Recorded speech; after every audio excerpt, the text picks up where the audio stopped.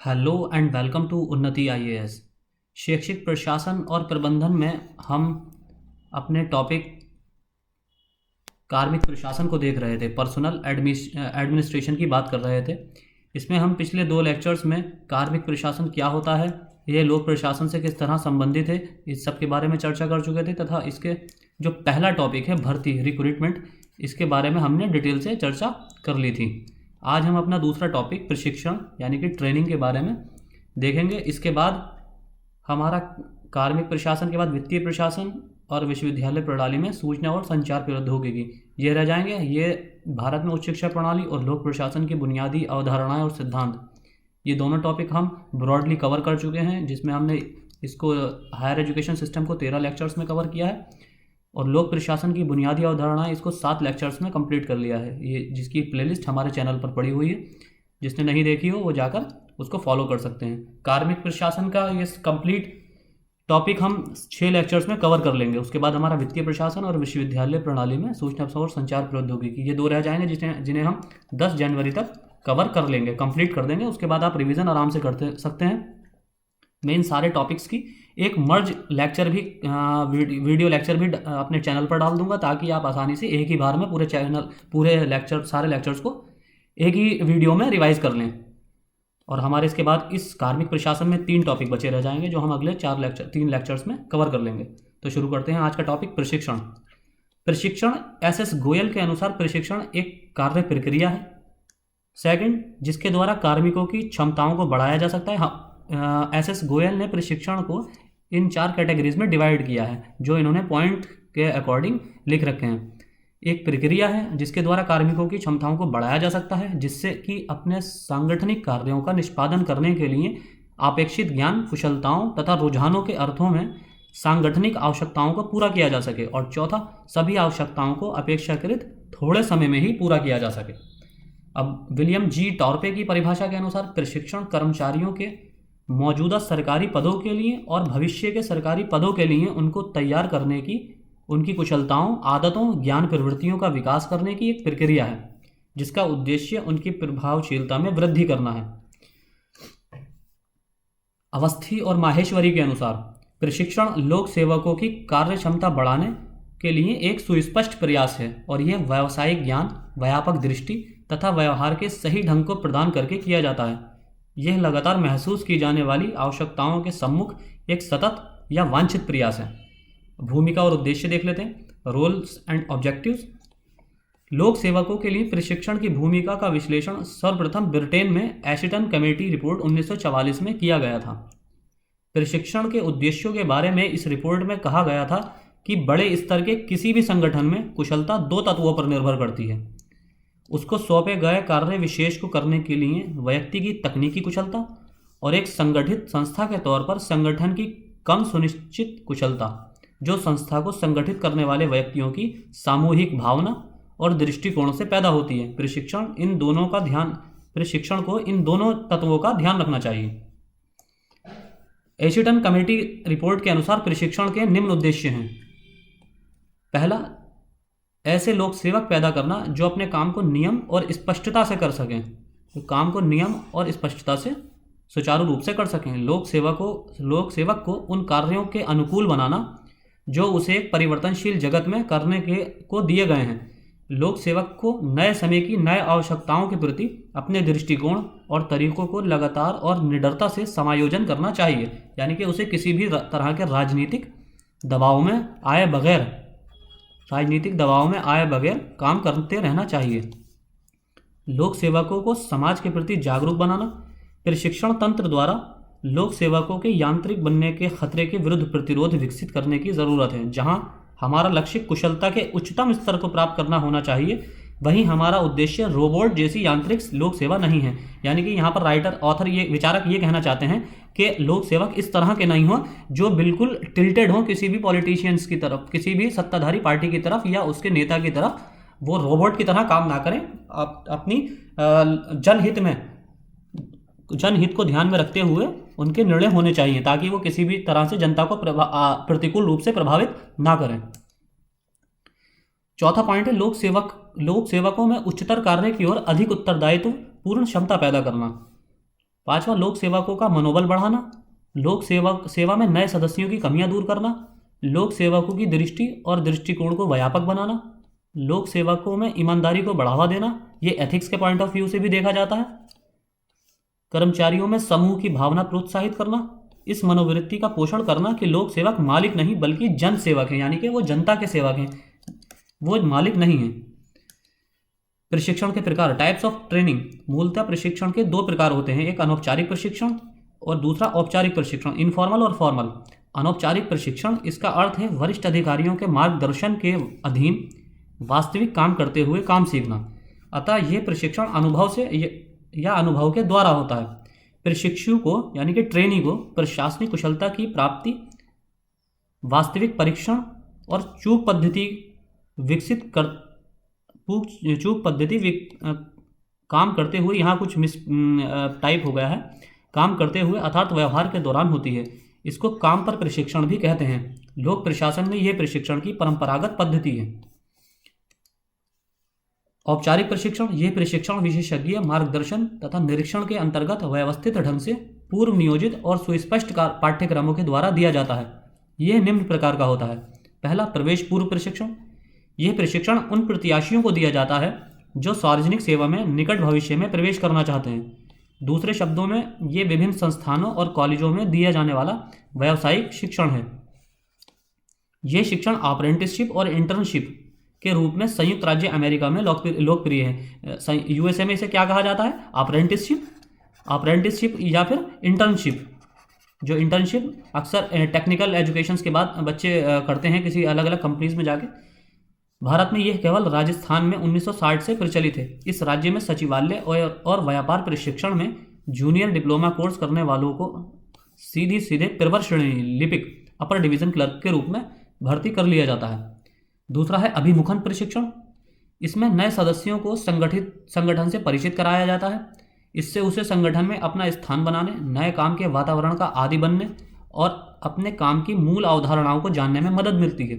भारत में राष्ट्रीय ग्रामीण विकास संस्थान हैदराबाद ग्रामीण विकास प्रशासन के क्षेत्र में कार्यरत लोक सेवकों के लिए अभिमुखन प्रशिक्षण कार्यक्रम चलाता है, यानी कि ओरिएंटेशन ट्रेनिंग। ये ओरिएंटेशन ट्रेनिंग का एक उदाहरण है। आगमन प्रशिक्षण, ये भी एक प्रकार का प्रवेश प्रशिक्षण है, लेकिन अभिमुख प्रशिक्षण के विपरीत आगमन प्रशिक्षण विशेष कार्य पर केंद्रित होता है और इसमें काम की आधारभूत बातों, इसकी विषय वस्तु, लेखन, कार्यविधियों, नियमों और विनियमों आदि को सीखने की प्रक्रिया को तेज करने के लिए औपचारिक शिक्षा दी जाती है। सेवाकालीन प्रशिक्षण, प्रवेश पूर्व प्रशिक्षण के विपरीत सेवाकालीन प्रशिक्षण प्रत्याशियों को सेवा में प्रवेश के बाद दिया जाता है। यह उनको अपने सर्वोत्तम प्रयास करने और अपने कार्य निष्पादन को सुधारने के लिए प्रोत्साहित करता है। इस प्रशिक्षण में निम्न कार्यक्रम होते हैं। पहला है प्रकोष्ठ प्रशिक्षण। इसमें प्रारंभिक भाषणों की एक श्रृंखला होती है और तत्पश्चात विभागों और क्षेत्रीय केंद्रों के निरीक्षण भ्रमण होते हैं। इनसे कर्मचारियों को सीधी जानकारी होती है। इसमें सिद्धांत और व्यवहार दोनों का मेल होता है। भारत में इस प्रकार का प्रशिक्षण वन सेवा के वरिष्ठ अधिकारियों को दिया जाता है। अगला है हमारा चक्रीय प्रशिक्षण। इसके अंतर्गत संगठन के विभिन्न विभागों में बार बार काम करना शामिल है। इस पद्धति का प्रयोग भारत में प्रांतीय लोक सेवकों के प्रशिक्षण के लिए किया जाता है। नए प्रवेशक को सबसे पहले जिला अधिकारी के साथ बैठकर कार्यवाहियों को देखना होता है। इस प्रकार वो एक एक करके जिले के सभी विभागों से जुड़ जाता है। पुनर्चर्चा प्रशिक्षण, रिफ्रेशर प्रोग्राम। इसका लक्ष्य कर्मचारियों को उनके ज्ञान तथा तकनीकी कौशलों को ताज़ा तथा आधुनिक बनाना है।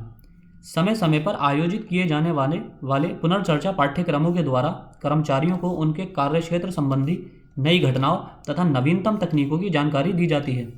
1985 से सभी स्तरों के IAS अफसरों के लिए 1 सप्ताह के पुनर्चर्चा प्रशिक्षण कार्यक्रम अनिवार्य कर दिया गया है। इसका आयोजन मसूरी में किया जाता है। जैसे कि आपको पता होगा, वहाँ लबासना ट्रेनिंग सेंटर है, जहाँ पर Lal Bahadur Shastri national academy of administration, जहाँ पर IAS ऑफिसर्स को ट्रेनिंग दी जाती है।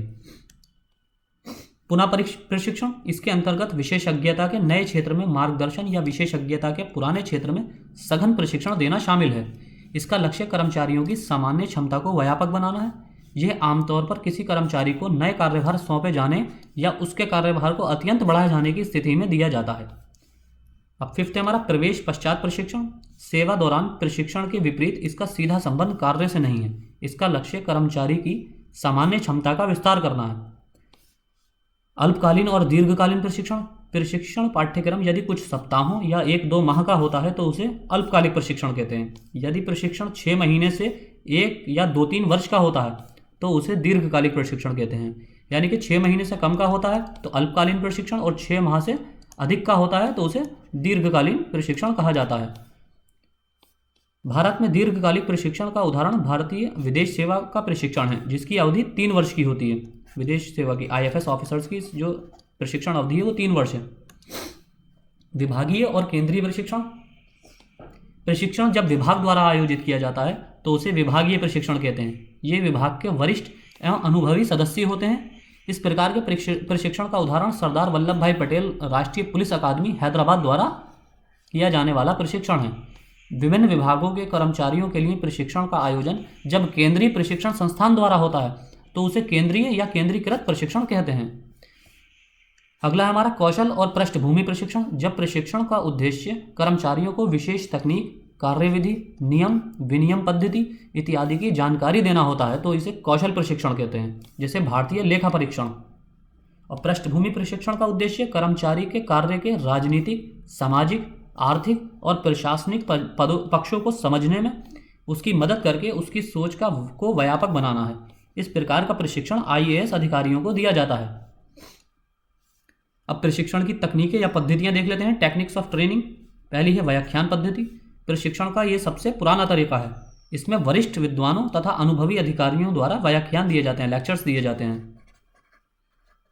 अभिषेध पद्धति, जिसे सिंडिकेट पद्धति सिस्टम भी कहते हैं, टेक्निक। इस पद्धति का जन्म इंग्लैंड में एडमिनिस्ट्रेटिव स्टाफ कॉलेज में हुआ था। इस पद्धति में 3 या 4 प्रशिक्षुओं के छोटे से दल को अध्ययन परियोजना का काम सौंप दिया जाता है। यानी कि 3-4 ट्रेनी को मिलाकर एक ग्रुप बनाया जाता है और इनको एक अध्ययन परियोजना का काम सौंप दिया जाता है। अतः ये प्रशिक्षण की भागीदारी पद्धति है। ये पद्धति 2 प्रकार की होती है, जानकारी संग्रह और समस्या समाधान। अगला है हमारा विषय अध्ययन पद्धति। इसमें विशेष विषय का सघन और गहरा अध्ययन किया जाता है।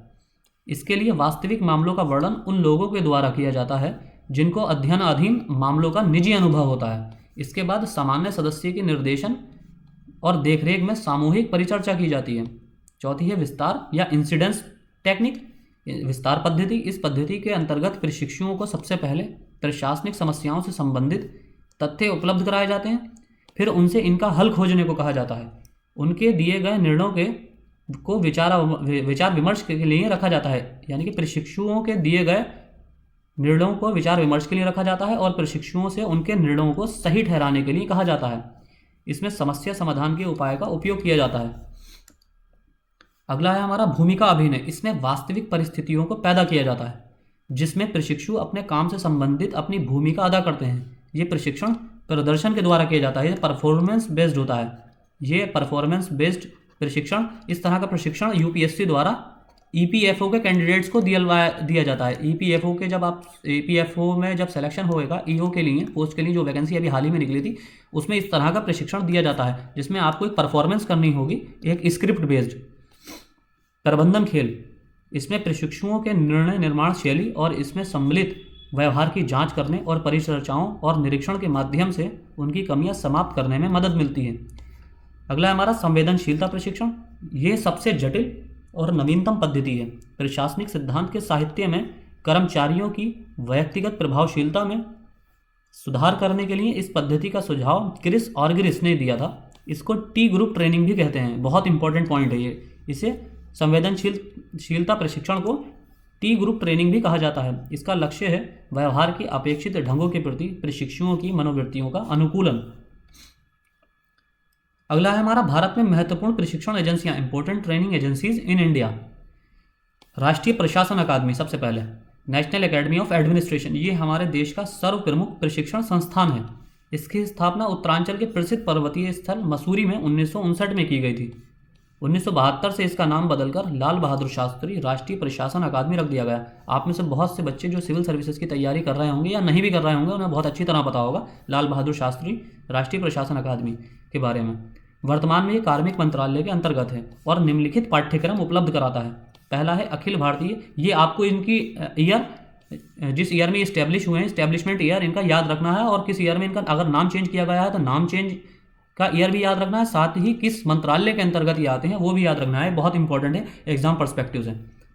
अखिल भारतीय सेवाओं तथा केंद्रीय सेवाओं सचिवालय सेवाओं के अतिरिक्त के तमाम प्रोबेशनरों को 4 महीने का मिश्रित पाठ्यक्रम, आईएएस अधिकारियों को व्यावसायिक प्रशिक्षण, अखिल भारतीय और केंद्रीय सेवाओं के अधिकारियों के लिए 4 सप्ताह तथा 6 सप्ताह की अवधि के कार्यक्रम, वरिष्ठ अधिकारियों के लिए 1 सप्ताह से 1 माह तक का कार्यक्रम। अगला है राष्ट्रीय पुलिस अकादमी, नेशनल पुलिस अकेडमी। केंद्रीय पुलिस प्रशिक्षण कॉलेज की स्थापना 1948 में माउंट आबू राजस्थान में हुई थी। आंतरिक आपातकाल के दौरान, यानी 1975 से 77 के दौरान जब इंदिरा गांधी के समय आपातकाल लगाया गया था, उस दौरान इसे हैदराबाद स्थानांतरित कर दिया गया, और कोहली कमेटी 1966 की सिफारिश पर इसका नाम बदलकर सरदार वल्लभ भाई पटेल राष्ट्रीय पुलिस अकेडमी रख दिया गया। इंपॉर्टेंट है, वेरी वेरी इंपॉर्टेंट। ये निम्न प्रशिक्षण कार्यक्रम उपलब्ध कराता है। आईपीएस प्रोबेशनरों के लिए व्यावसायिक प्रशिक्षण, वरिष्ठ आईपीएस अधिकारियों के लिए पुनर्चर्चा पाठ्यक्रम, रिफ्रेशर प्रोग्राम। राज्य पुलिस सेवा के अधिकारियों को आईपीएस में प्रोन्नत होने के बाद प्रशिक्षण। राज्य पुलिस एवं अर्धसैनिक बलों के प्रशिक्षण संस्थानों के लिए पाठ्यक्रम, यानी कि जो स्टेट में पुलिस की जो ट्रेनिंग दी जाती है, या पैरामिलिट्रीज के अंदर जो ट्रेनिंग दी जाती है, उनके रिफ्रेशर प्रोग्राम यहीं राष्ट्रीय पुलिस सरदार वल्लभ भाई पटेल राष्ट्रीय पुलिस अकादमी में चलाए जाते हैं। यह अकादमी गृह मंत्रालय के नियंत्रणाधीन है, गृह मंत्रालय के, याद रखनी है आपको। अगला है राष्ट्रीय वन अकेडमी। 1938 में नेशनल फॉरेस्ट अकेडमी 1938 में भारतीय वन कॉलेज की स्थापना देहरादून में की गई थी। 1938 में इसकी स्थापना की गई थी। 1987 में इसका नाम बदलकर इंदिरा गांधी राष्ट्रीय वन अकेडमी रख दिया गया। ये प्रशिक्षण एवं वन मंत्रालय के प्रशासनिक नियंत्रण में कार्य करती है। यह निम्न कार्यक्रम उपलब्ध कराती है। भारतीय वन सेवा के प्रोबेशनरों के लिए व्यावसायिक प्रशिक्षण, वरिष्ठ वन सेवा अधिकारियों के लिए सेवाकालीन प्रशिक्षण पाठ्यक्रम, आईएफएस में प्रोन्नत होने वाले राज्य वन सेवा अधिकारियों के लिए प्रवेश प्रशिक्षण।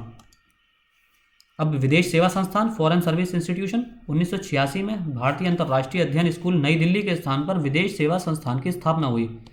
यह निम्नलिखित प्रशिक्षण पाठ्यक्रम उपलब्ध कराता है। पहला, आईएफएस प्रोबेशनरों के लिए व्यावसायिक प्रशिक्षण, वरिष्ठ आईएफएस अधिकारियों के लिए पुनर्चर्चा पाठ्यक्रम, रिफ्रेशर प्रोग्राम। ये पुनर्चर्चा जो है रिफ्रेशर प्रोग्राम को कहा जाता है। राजदूतावास प्रमुखों के लिए अनुकूलन कार्यक्रम, विदेशी कूटनीतिज्ञों के लिए व्यावसायिक पाठ्यक्रम, विदेशी मंत्रालय के कर्मचारियों के लिए अल्पकालीन पाठ्यक्रम। अगला है हमारा सचिवालय प्रशिक्षण एवं प्रबंधन संस्थान, institute of secretariat training and management. केंद्रीय सचिवालय प्रशिक्षण स्कूल की स्थापना 1948 में दिल्ली में हुई थी। 1971 में इसका नाम बदलकर सचिवालय प्रशिक्षण एवं प्रबंधन स्कूल कर दिया गया। इसमें निम्न पाठ्यक्रम चलाए जाते हैं। केंद्रीय सचिवालय के नए प्रवेशकों के लिए आधारभूत पाठ्यक्रम और व्यावसायिक प्रशिक्षण, केंद्रीय सचिवालय सेवा के वरिष्ठ सदस्यों के लिए पुनर्चर्चा पाठ्यक्रम, रिफ्रेशर प्रोग्राम, सचिवालय प्रशासन के विभिन्न पक्षों पर विशेषज्ञता और प्रायोजित प्रशिक्षण पाठ्यक्रम। अगला है हमारा भारतीय लोक प्रशासन संस्थान, Indian institute of public administration. ये आपको रट लेना है बिल्कुल इस टॉपिक को। इसकी स्थापना 1954 में भारतीय प्रशासन पर पॉल एच एपलबी 1953 की रिपोर्ट की सिफारिश पर की गई थी। इस अर्ध सरकारी संस्था में निम्नलिखित गतिविधियां होती हैं। केंद्र राज्य सरकारों तथा सार्वजनिक उपक्रम के अधिकारियों के लिए पुनर्चर्चा पाठ्यक्रम आयोजित करना, प्रशासनिक अनुसंधान करना, Indian journal of public administration का प्रकाशन करना। ये याद रखना है आपको, इसलिए मैंने हाईलाइट कर रखा है। ये जर्नल प्रकाशित करता है भारतीय लोक प्रशासन संस्थान के द्वारा, Indian journal of public administration का प्रकाशन किया जाता है। यह 1975 से वरिष्ठ लोक सेवकों के लिए लोक प्रशासन में 9 महीने का उन्नत व्यावसायिक कार्यक्रम आयोजित करता है। लोक प्रशासन के विश्वविद्यालय स्तर के अध्यापकों के लिए यह अल्पकालीन पाठ्यक्रम आयोजित करता है। अगला है हमारा भारतीय ग्रामीण विकास संस्थान, Indian institute of rural development. 1958 में हैदराबाद में केंद्रीय सामुदायिक विकास अध्ययन एवं अनुसंधान संस्थान की स्थापना की गई थी। 20वीं सदी के 7वें दशक से इसका नाम बदलकर भारतीय ग्रामीण विकास संस्थान कर दिया गया। यह निम्न पाठ्यक्रम आयोजित करता है। ग्रामीण विकास प्रशासन से जुड़े अधिकारियों के लिए 25 दिन का अल्पकालीन अभिमुखन पाठ्यक्रम यानी ओरिएंटेशन प्रोग्राम, ग्रामीण विकास में अनुसंधान। अगला हमारा ग्रामीण विकास संबंधी विषय सामग्री का प्रकाशन। अगला टॉपिक है हमारा भारतीय प्रशासनिक staff college, administration staff college of India. इसकी स्थापना अखिल भारतीय तकनीकी शिक्षा परिषद की सिफारिश पर 1957 में हैदराबाद में हुई थी। इसका विकास हैनले ऑन टेम्स पर स्थित ब्रिटिश एडमिनिस्ट्रेटिव स्टाफ कॉलेज के तर्ज पर की गई थी। ये सार्वजनिक तथा निजी दोनों सेवाओं अर्थात सरकार, सार्वजनिक उपक्रम, उद्योग एवं व्यापार के वरिष्ठ प्रशासकों के लिए 4 महीने का प्रशिक्षण पाठ्यक्रम उपलब्ध कराता है। यह अपना प्रशिक्षण अभिषद पद्धति, सामूहिक परिचर्चा जैसी भागीदारी पूर्ण विधियों से देता है। यह प्रशासनिक शोध भी संचालित करता है। यह एक स्वायत्त संस्था है, ऑटोनोमस बॉडी है। अगला है अन्य प्रशिक्षण संस्थान। आप देख लेते हैं एक बार इनके हेडक्वार्टर्स कहाँ हैं, या आपको याद रखने, एक नज़र डाल देना इस पर ताकि आपको याद रह जाए एग्जाम में। अगर मैच द फॉलोइंग में या ऑप्शंस में पूछे जाएं तो आपको याद रहे। सरकारी लेखा एवं वित्त संस्थान नई दिल्ली, भारतीय वन प्रबंधन संस्थान भोपाल, राष्ट्रीय अपराध विज्ञान एवं प्रमाण विज्ञान संस्थान नई दिल्ली, राष्ट्रीय नागरिक सुरक्षा कॉलेज नागपुर, प्रतिरक्षा अध्ययन एवं विश्लेषण संस्थान नई दिल्ली, भारतीय प्रबंधन संस्थान, इसके 4 जगह स्टैब्लिश है, अहमदाबाद, बेंगलोर, कोलकाता, लखनऊ। अखिल भारतीय स्थानीय स्वशासन संस्थान मुंबई, शिक्षा नियोजक एवं प्रशासकों के लिए प्रशासनिक स्टाफ कॉलेज नई दिल्ली, केंद्रीय आपात राहत प्रशिक्षण संस्थान नागपुर, सीमा शुल्क एवं उत्पाद शुल्क प्रशिक्षण स्कूल फरीदाबाद। अगला है परिवार नियोजन एवं शोध केंद्र नई दिल्ली, भारतीय विदेश व्यापार संस्थान नई दिल्ली, भारतीय जनसंचार संस्थान नई दिल्ली, भारतीय अनुप्रयुक्त जनशक्ति संस्थान नई दिल्ली, राष्ट्रीय स्वास्थ्य प्रशासन एवं शिक्षण संस्थान नई दिल्ली, राष्ट्रीय उन्नत अध्ययन संस्थान बेंगलुरु, राष्ट्रीय सूचना विज्ञान केंद्र प्रशिक्षण संस्थान नई दिल्ली, राष्ट्रीय वित्तीय प्रबंधन संस्थान फरीदाबाद, राष्ट्रीय निधि वित्तालय बेंगलुरु, राष्ट्रीय दूर संवेदन एजेंसी हैदराबाद, डाक एवं टेलीग्राफ प्रशिक्षण केंद्र सहारनपुर, राष्ट्रीय औद्योगिक इंजीनियरिंग प्रशिक्षण संस्थान नई दिल्ली, लघु उद्योग विस्तार प्रशिक्षण संस्थान हैदराबाद, वैकुंठ मेहता राष्ट्रीय सहकारिता प्रबंधन संस्थान पुणे, प्रबंधन विकास संस्थान गुड़गांव, राष्ट्रीय स्वास्थ्य एवं परिवार कल्याण संस्थान नई दिल्ली, केंद्रीय श्रम संस्थान मुंबई, राष्ट्रीय अग्निशमन सेवा कॉलेज नागपुर, प्रतिरक्षा कार्य अध्ययन संस्थान मसूरी, सामाजिक एवं आर्थिक परिवर्तन संस्थान बेंगलुरु, शहरी एवं पर्यावरण अध्ययन केंद्र नई दिल्ली।